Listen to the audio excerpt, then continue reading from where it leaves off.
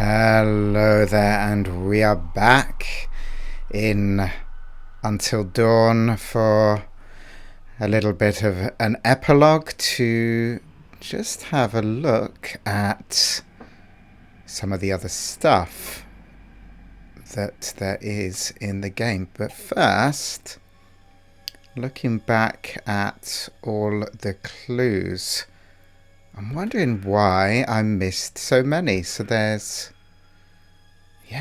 what is there? 3, 4, 5 from the twins, 4 from 1952, and quite a few actually about the mystery man.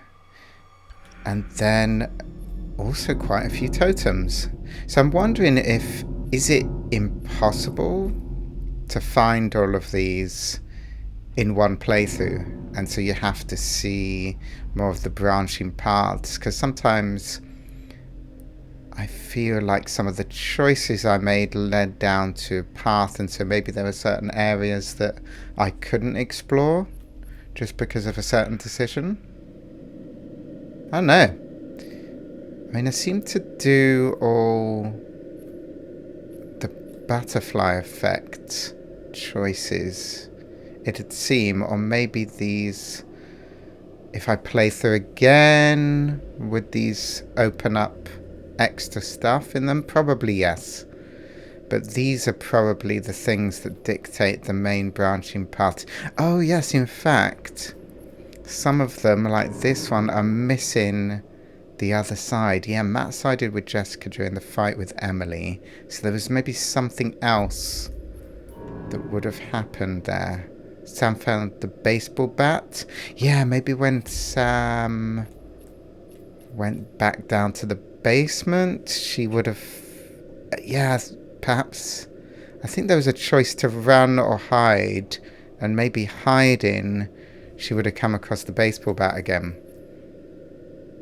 So I think I've answered my own question there.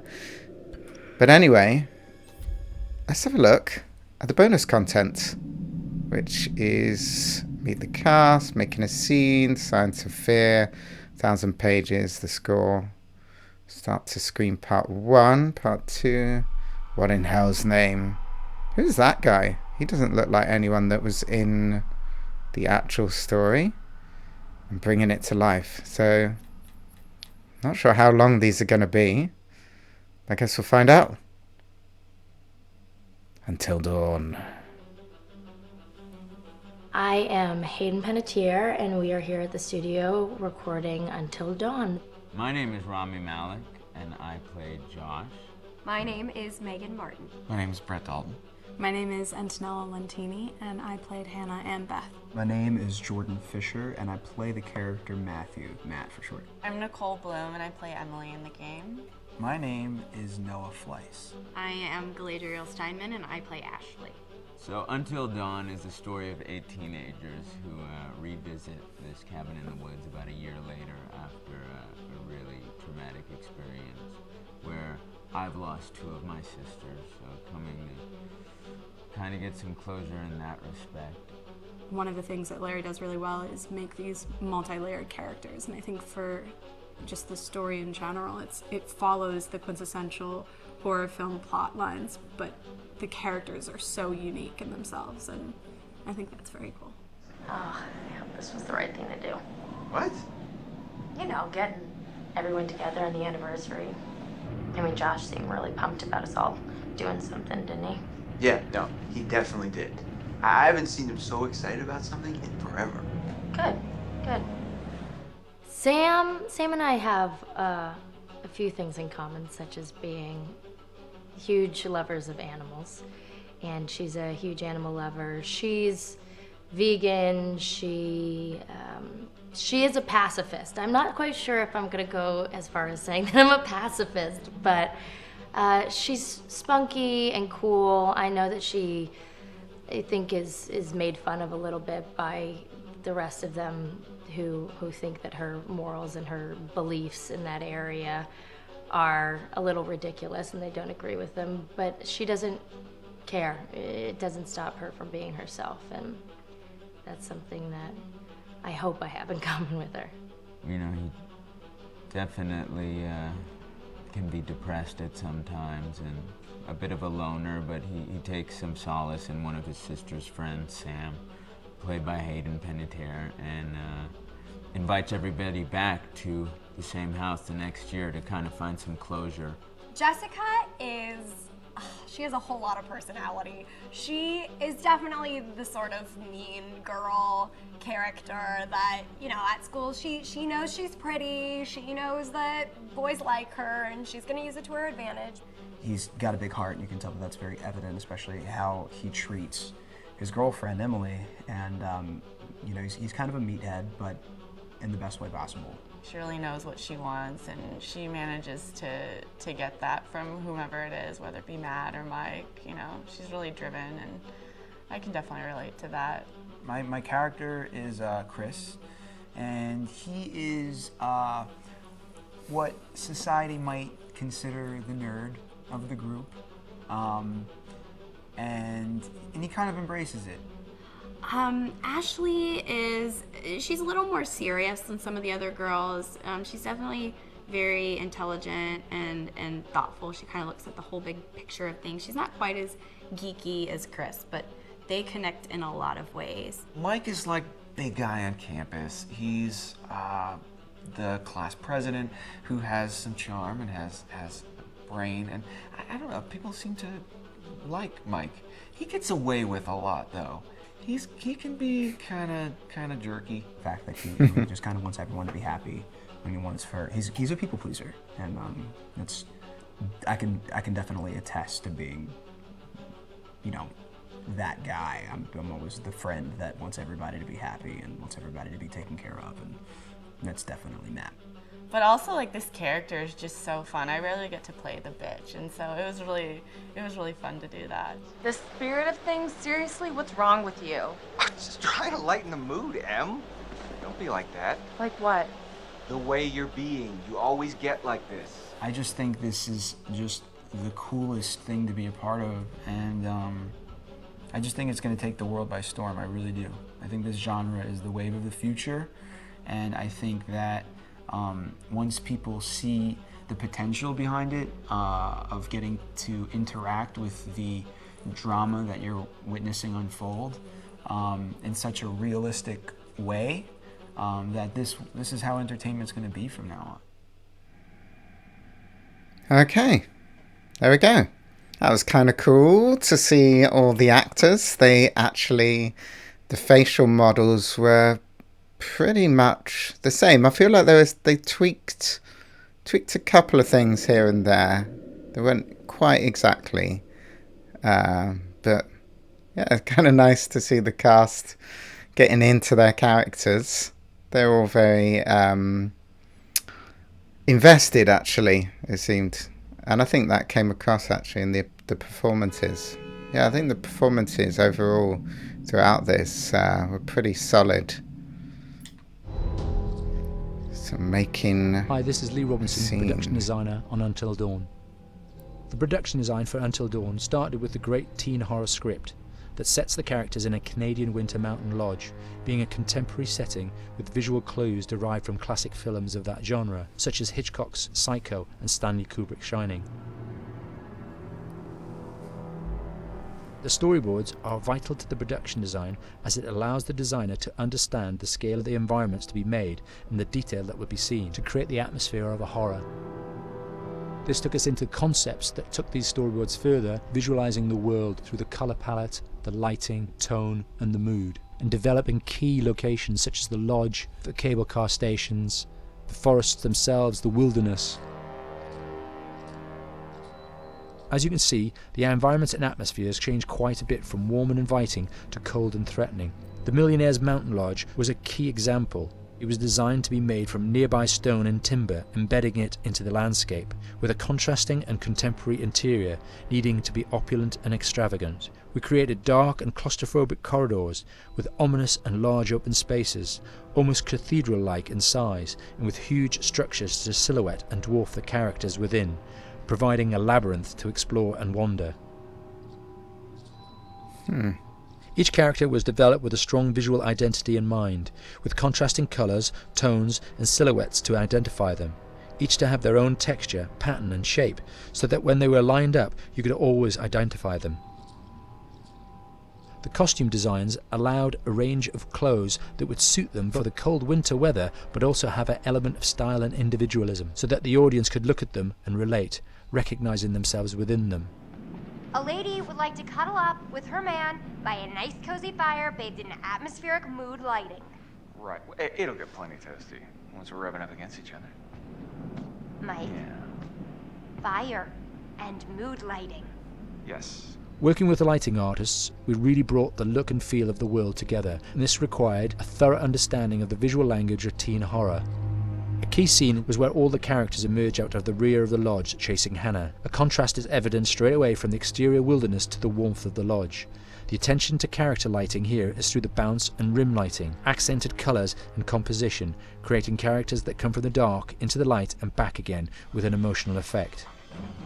Guys, there's someone outside. What the hell? Hannah! What's going on? Where's my sister going? It's fine. She just can't take a joke. It was just a prank, Han. Okay. Yeah, that's a good point, actually, they said about the silhouettes thing. I know they did that. That was a thing back with The Simpsons. They wanted it to be... Maybe that was even inspired by Mickey Mouse or something, that the silhouette of each of the characters is clearly identifiable. And actually they did that really well with these. They were very clear differences between the characters, because in fact some of the films, the teen horror type films that this is based on or inspired by, sometimes a few of them don't get it quite right, and you have a couple of characters that are just too similar, and even in the personalities too similar, and you're like, wait, who is this guy? And you kind of forget about some of the characters, but they were all quite distinctive actually, which I think makes it more memorable and makes the jump in between the characters feel that difference, feel better. Anyway, The Science of Fear is up next. Until Dawn is a game that's full of horror, and one of the things we decided to do early on was to take a scientific approach to how scary it was. So we did experiments on people and we measured their responses to the game. We've created a test area. It's as close to a home setup as we can get it. We've recruited ordinary people to play the game and we've left them to play it on their own. You're turning the light off.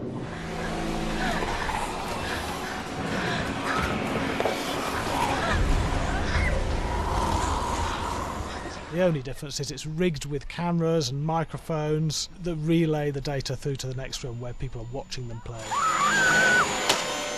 Bracelet here we use for biometric testing. It measures the player's emotional response. It's called a galvanic response sensor. It makes contact with the user's skin and it measures the electrical conductivity across their skin. It's the same principle as an old-fashioned lie detector. When you're stressed, you sweat a little, very sensitive, and picks up tiny changes if the player is feeling anxious or scared. That data's fed back to a testing team, it comes through as a graph.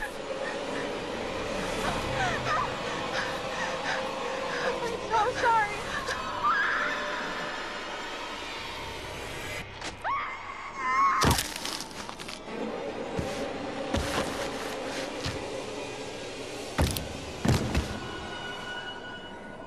There's no point testing one or two people, you have to test a lot of people. Watch your step. When we have a scare that's consistently has a measurable emotional response, then we knew it was good. If it didn't have that, it goes back to the team for improvement. The data doesn't tell us what's wrong with the scare, it only tells us if it's working or not. Wait, okay, so you hear that too, right? Josh.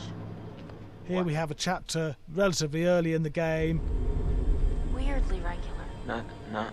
Nothing regular about it. We have to create tension and anxiety in the player so they are ready to receive the scare.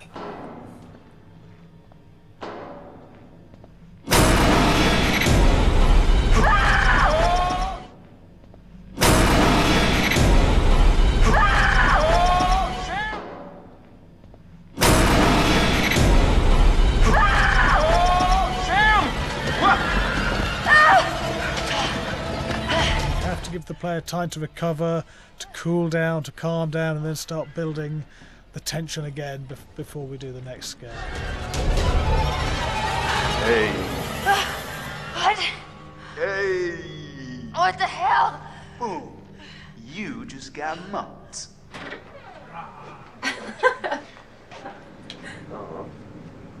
Yeah, I have such an adrenaline high from that game. There's two things we found. One is we could look at the scares, analyse if our expected scares were working effectively. Were people shrieking and covering their hands, or were they getting an emotional response from it? And being scientific about it means that we strip out people's opinions about whether things are working or not. We've got data, and we look at the data. If it's working, we're happy with it. Really scary.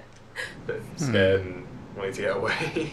I actually be maybe a bit scared to play it on my own, but in a room with the lights on, yeah, with some other people as well, yeah, maybe. But because I'm a scaredy cat, I would play with someone in the room. And the lights on. It was one of the scariest games I've played in a long while. Yeah, they really went all in investigating that. I don't know, though.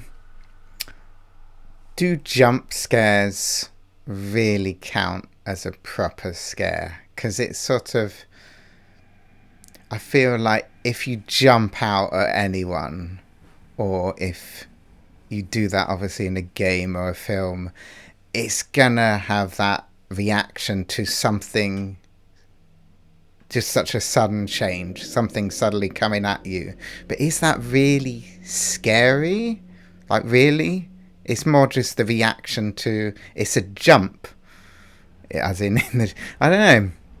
I feel like it's almost a cheap scare. And yeah, they didn't do too many of them in the game. I think I preferred more of the subtle scares they did. Like when, I definitely liked the quiet moments they had. And then suddenly when you saw the Wendigos creeping about in the sanatorium, but you weren't fighting them just yet. Or that bit where they had Sam in the bath, and in the shadows you could just make out, well, obviously Josh disguised as the psycho standing behind her, and you only really spotted him properly when he moved. That kind of thing I like. They could have leaned in a bit more on that, but you know, they did a pretty good job. 1,000 pages. It's the script. Hey, Graham. Hi, my name is Graham Resnick. I'm a filmmaker, writer, director, sound designer, and I started working with Larry Fessenden about 10, 15 years ago through my friend Ty West, who I grew up with, and have done a lot of sound design with on his films. And he was producing Ty's films at the time, and Ty introduced me to Larry. Larry produced my first feature, and we've written together on several projects. My name is Larry Fessenden. I'm a filmmaker. I run Glass Eye Pix, which is an independent production company out of New York. We make indie movies, a lot of scary movies as well. And I got a call to audition to write this video game. And I called my pal Graham Resnick because Graham's a gamer, and while I thought I could offer something to the idea of writing this multi-branching story, I knew that I would want Graham's expertise as a lover of gameplay, since I guess games were started. So and just as a lover. And as a lover, yes. Just why there's so many sex jokes in the game. There was one Italian website that did say the Larry that's Fessenden right. and Graham Resnick, the two lovers behind Until Dawn. Come here. Maybe I know how to handle you too. I am definitely ready to be handled. So I wanted Graham by my side. Yeah, and we got the gig, and it's been an amazing ride. Oh, hell yeah. Oh my god. She's taking her shirt off. What? Oh my god. Matt, what are you doing here? Hannah. I'm sorry, Hannah. This all got Don't out of mind, hand, just but So in the game, the basic setup is that a year prior to the game's start, all these kids had gone up to a ski lodge that was owned by the parents of one of the kids, or a couple of the kids, and some of the teenagers played a prank on some of the other teenagers, and a terrible tragedy occurred when a few of them, 2 sisters, ran out into a blizzard, and were never seen from again.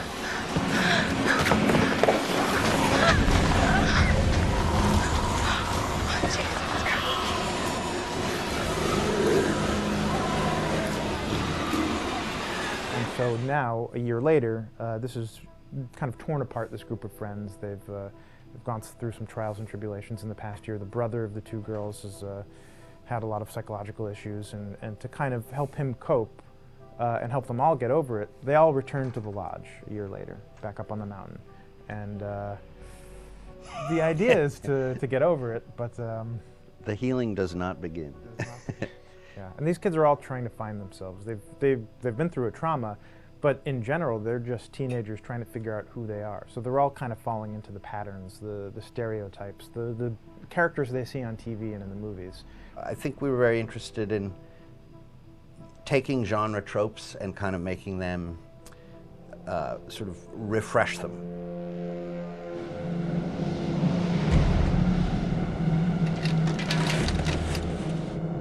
Hey, did you see that? Dad said it'd just be us this weekend. We're familiar with how slasher movies work. Most people have seen some horror movies, and we have established notions and preconceptions about the roles of the players in horror movies and how they talk and how they get killed and how they have sex.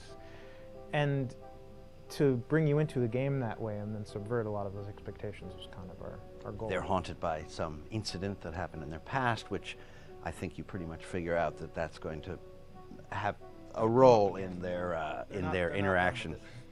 Yeah, so I think what was fun was we take some sort of stock characters and we try to give them some shape, but at least at the beginning they're recognizable in the way of groups of friends. There's the jock and the bitchy girl and the rivalries between everyone. And oh my gosh, and really fun characters too. Like we just had so much fun living in the minds of these characters through writing the script. What do you think? Jesus! It was fun. I think we were looking to get that kind of banter that you see both in movies, but also that you absolutely have with friends, and sort of those inside jokes. And of course, as writers and as friends ourselves, we sort of developed little tracks, and we try to give the characters that kind of vibe. Okay. Each of these videos seems to sort of almost like fade out quite abruptly. But yeah, so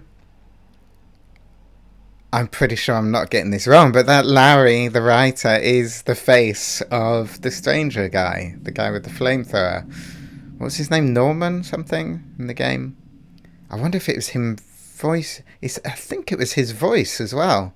They must have said, hey, you look like you've spent some time up in a mountain fighting spider zombies. Do you want to play this character? Even down to his missing teeth and everything. That's kind of funny. I was thinking about this though. Yeah, I think they did a good job on the overall storyline and setup, and like they were saying, setting up the dynamics in the group.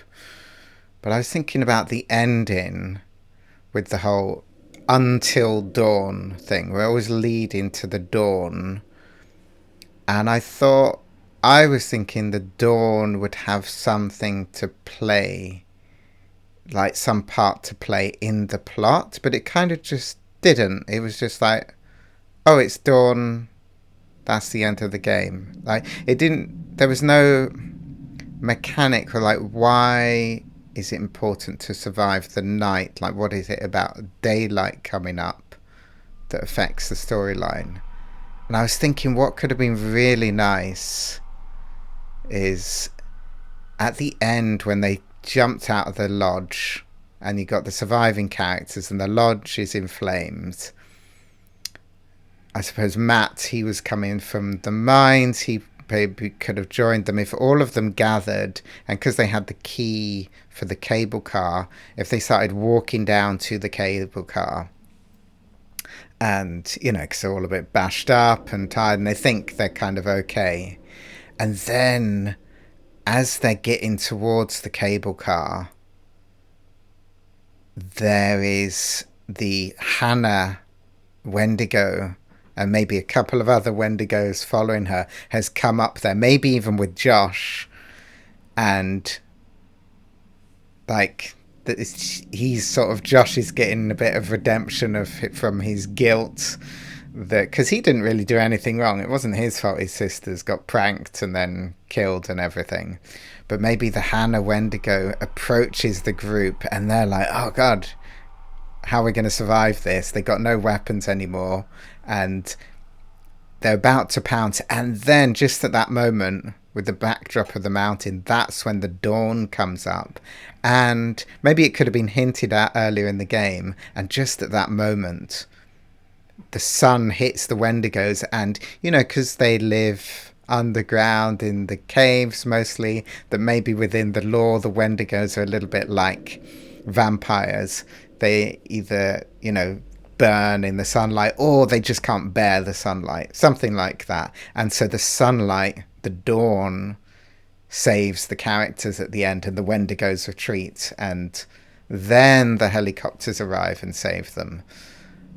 And Josh maybe is left standing there like, oh yeah, sorry guys, but or maybe they still could have turned him into a Wendigo at the end. But I feel like it needed something like that. I don't know, that's my idea. That's my thought on what could have just been a slightly more interesting conclusion and a little bit of extra tension, and playing into the title, Until Dawn. Like, why is the dawn so important? But yeah, let's have a look at the score.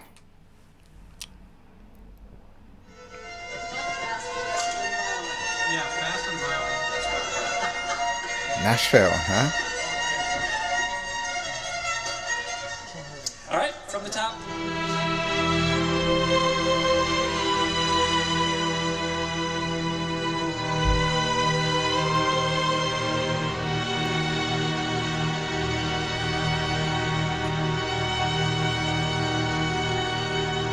My name is Jason Graves, and I'm the composer for Until Dawn.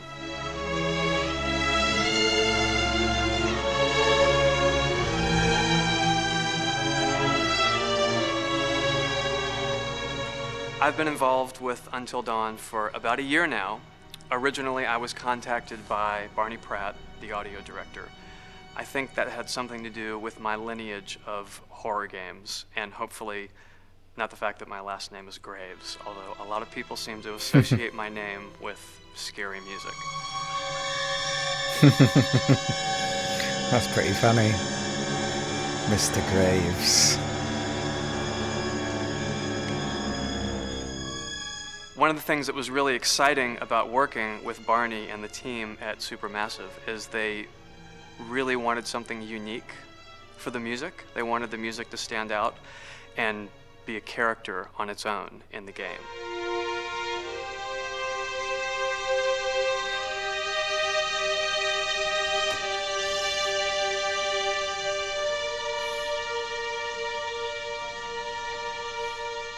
When I'm first starting on a new score, and it doesn't matter if it's film, television, or games, I always end up going to the main theme. Sometimes the developer or producer isn't even necessarily interested in the main theme at the beginning. I just want to do it for myself, because for me the main theme is the identity of the game. It establishes the mood, the atmosphere, and the character of the music, and how it's going to be playing in the background. And that's what we did with Until Dawn. That was actually my demo pitch to Supermassive Games. I put a main theme together, recorded all the instruments at my studio, and sent it to them. And they liked it. We actually ended up recording that exact theme, all the instruments and everything, live here at Ocean Way, probably 9 months ago. And that's what we've been using in all the demos for the game, and that's the final version of the theme that is the main theme that you'll hear on the menus and in some key pieces of gameplay.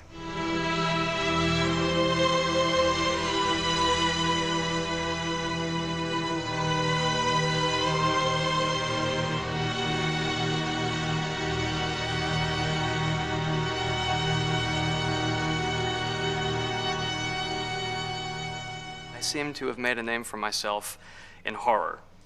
And there's something about scary music. I think it's maybe the lack of rules. The biggest rule in scary music is there are no rules, so you can do anything you want, and actually, if you end up doing things that don't feel like they would work out together, they kind of clash, and it ends up being even more effective for scary music. So that's what really drew me to Until Dawn, was the textures, plus writing thematic material that is interwoven with the scary textures. I haven't really done anything like that before. Usually it was just all tension all the time, and that's fun and it's great. But I'm actually at heart a very melodic composer. That's the kind of music I love listening to, and that's the kind of music I love writing. That's the kind of music I got to work on in Until Dawn. Very nice. Same thing. Okay. Yeah, definitely a cool soundtrack. He didn't mention what other games he'd done scores for. Would have been interesting to know. Yeah, nice score. I don't really think I noticed. I sort of noticed it, apart from the song, the theme song, Oh Death. But I guess the score. I mean, sometimes they say that a good score you don't necessarily notice. Is that right? I didn't. Yeah, there was nothing, no particular themes that really stood out, but I noticed it was good. Anyway, oh, from stage to screen, what do they mean? Oh, from probably the sound stage, doing the mocap, I'm guessing. My name is Will Biles, Executive Creative Director of Until Dawn. The first part of getting a believable facial performance in-game is to capture topographically the actor's range of emotional expressions as separate versions of the same head. Every tiny nuance gets digitized and merged, effectively creating a model that can recreate every facial movement that the actor makes. Once the topography has been recorded, the actor's performance itself can be captured by using a predetermined set of marker points, drawn precisely on the face, and a high-def helmet cam, wirelessly linked to capture devices. The camera is the small box where it looks like the microphone should be. Outro Sam. Mark. It records in high def the movement of the dots throughout the performance that will drive the expressions captured earlier. Unlike other systems, this form of capture is far less lossy because there are fewer interpretations between performance captured and performance rendered finally in-game. The audio is also recorded via two separate lavalier mics attached to the helmet. It takes a while for the actors to acclimatise to carrying around the recording devices and the helmet cams, but very soon the shoot becomes similar to any other effects shoot or a green screen shoot. The actors in these scenes are only recording facial animation, but use cursory body movements for pacing. Wait, and maybe we should all stick together and find everybody and make sure that we're all okay, so... 1-1, the year before the prank. Take 2, Mark. Other than the other actors, they have to use their imagination for everything and everywhere that they are supposed to be seeing and feeling. Idiot! So dumb! From a hot midday studio in Los Angeles to a freezing midnight mountain in British Columbia.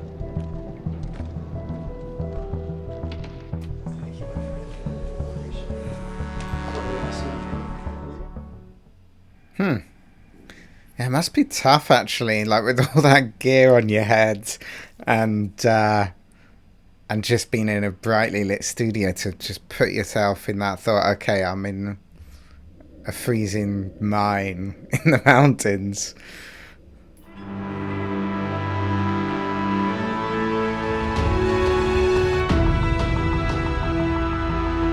Because Until Dawn has a dynamic, ever-changing story, the facial performances and the body performances are recorded separately, with different systems.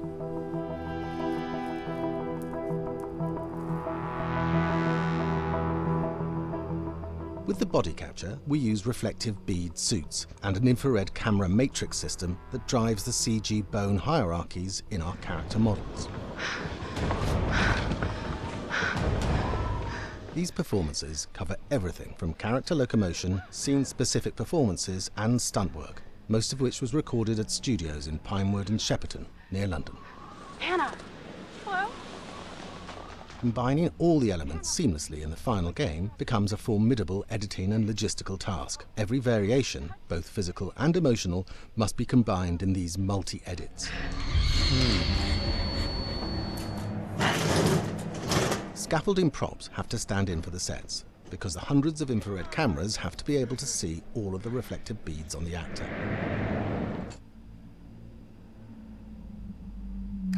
Okay. Another abrupt end. Yeah. Cool. Mocap definitely, yeah, it works. It gives that, I mean, it is the natural movement of the face and the body, which can be really hard to get right in just pure animation. So this, what in hell's name? What in hell's name is this?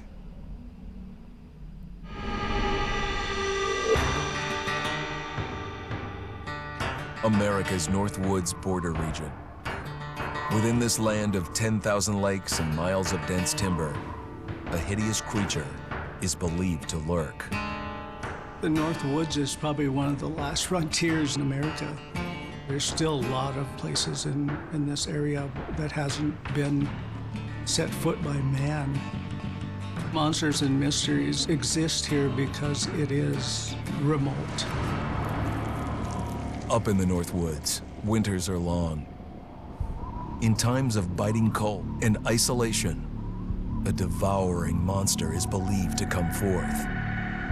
It's terrorized native people for generations. Growing up, I was told, like, don't go outside, the Wendigo will get you.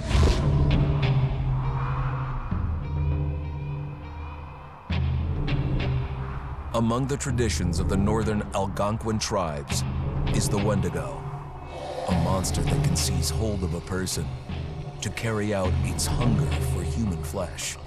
Many Native Americans fear even talking about this Wendigo, and even the mention of the name will let the Wendigo find out where you are, and it will open you up to be possessed by this Wendigo. The most famous case of a Wendigo possession took place in 1879 in the deep woods outside of Edmonton, Alberta. Swift Runner, a Cree Indian, was a trapper and a guide.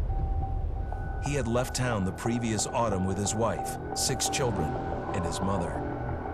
But when Swift Runner returned in spring, he was alone. Swift Runner came into a nearby village telling this heartbreaking tale. I had to watch them starve to death. Of his family being killed by starvation, and that he was the only survivor. My whole family gone. It wasn't hard to understand a family falling victim to a brutal winter. To even not. Yet something was suspicious about Swift Runner. He was a strapping man, and he came into town weighing over 200 pounds. It didn't look like somebody who had just weathered a terrible winter. He wasn't malnourished, didn't look like he was starving. He looked healthier than ever.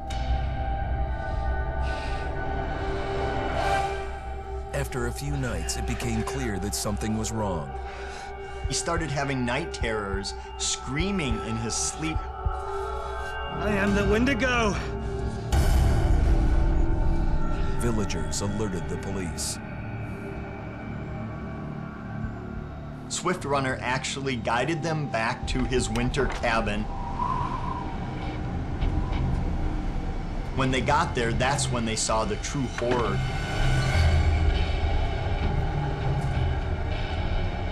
Human skulls were scattered around, many bones, some of which had been snapped in half, and the marrow inside had been drained. They had never seen anything like it. Swift Runner had killed his entire family, shooting them, hitting them with an axe, strangling, and then eating most of their bodies.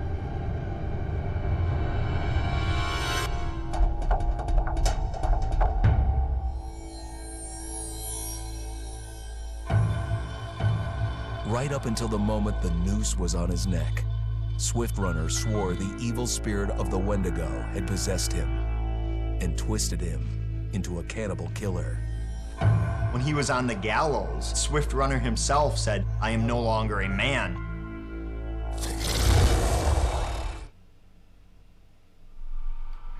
Okay. There we go. The Wendigo story is a real one. Real folklore. And again, a bit of an abrupt end. Wonder what... well, I guess the guy just got hung. So yeah, believe what you will of that. But I feel like they adapted it a bit to took the idea of the Wendigo and then changed it into what it was in the game. I'm not sure if that is in the actual folklore. So yeah, in this, I guess, is finding out how they created the Wendigo, bringing it to life, bringing it to life. Go on, move. Let me say what I came to say. I'm here to tell you what you're up against being back on this mountain. You should never have returned. I don't know why you did after what happened last year. You mean with Hannah and Beth? Yeah, how could you know without being involved? I don't take kindly to you kids coming up here to my mountain. Your mountain. The mountain don't belong to me, it's true. But it don't belong to the Washingtons. This mountain belongs to the Wendigo. Hi, this is Lee Robinson, production designer at Supermassive Games. Understanding the ancient myths of the Wendigo was key for their development that helped the visual look. Through sketches and concepts, these elements were visualized, such as eyes being milky, almost dead, with loss of lips and eyelids due to frostbite, fangs growing and arms and legs getting longer, with skin hardening and thickening to look snarling and menacing, yet withered and lean. What the hell was that? Another fingers and toenails extending like claws, allowing them to climb effortlessly. We made them look gaunt and weathered, and having ragged remains of clothes they wore. Blood-stained and rotten, with patches of hair still remaining, they retained strong skeletal limbs, which enable them to be agile and quick through the environment. Where are you? My name is Jamie Gallipo, animation director at Supermassive.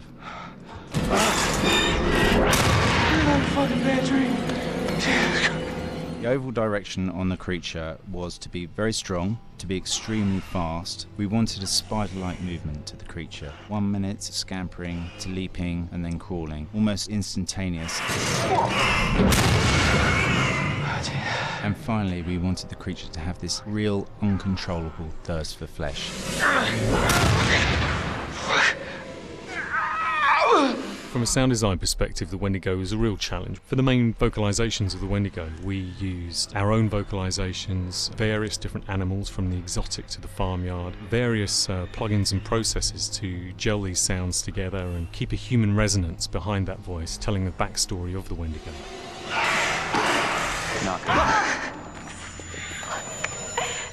During the chase sequences, the anger of the Wendigo is felt by encircling breaths, screams and screeches that essentially chase you as you're being chased by the Wendigo.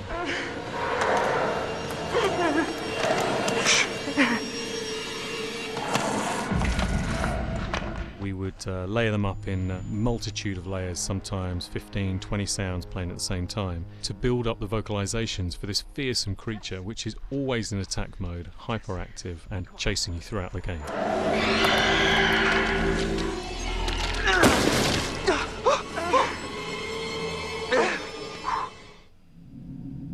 Okay, yeah, so I was right to call them spider zombies, as they wanted that spider-like movement. But nice. Yeah, great monsters, actually. I like them. They felt like something a little bit different, and they definitely were creepy, actually. I think the way they did the movement it almost felt like almost stop motion. It was so quick and jumpy. It didn't feel smooth. It gave an unnerving quality to them, which yeah, works well. I enjoyed it. So that is all of that. I'm gonna look in episodes. Okay, so we got last year. So it goes by the numbered ones: friendship, jealousy, haunted, loyalty, dread, vengeance, violence, revelation, karma, and resolution. And the credits. But I wonder if... So the ones that died were Ashley, Jess, and Sam. Would I be able to save them? So they all survived up until violence, right? Where did... So Sam died in the last bit. And Jess died maybe during karma. But I suppose I'd have to go through the whole thing again.